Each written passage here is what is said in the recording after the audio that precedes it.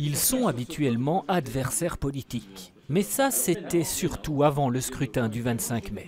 Aujourd'hui, ils embarquent tous dans le même avion, destination la révision du plan de survol de Bruxelles. Il faut que ce dossier soit prioritaire et on est vraiment dans un moment important puisque les négociations gouvernementales vont commencer au niveau bruxellois et au niveau fédéral. Donc les mauvaises décisions qui ont été mises en œuvre en février, le plan Wathelet, c'est maintenant qu'elles doivent être changées. La modification apportée au virage gauche le 29 mai dernier par Melchior Wathelet, le secrétaire d'État en charge de la mobilité, n'a donc pas endormi les bourgmestres des 4 communes concernées.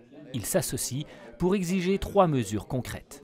Il faut que le réseau de sonomètres à Bruxelles soit étendu. Il faut que l'arrêté bruit qui porte mon nom soit exécuté et respecté. Il faut enfin que le gouvernement fédéral, le futur gouvernement fédéral, modifie un plan qui a été pris sans concertation, sans cohérence et sans rationalité. Il faut qu'on respecte le principe de ne pas survoler les zones les plus densément peuplées.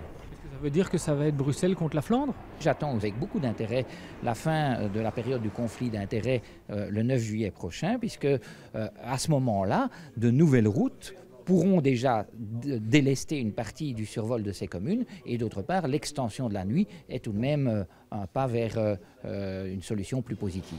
Le futur gouvernement fédéral est prévenu, son envol sera immédiat, le dossier du survol l'attend déjà.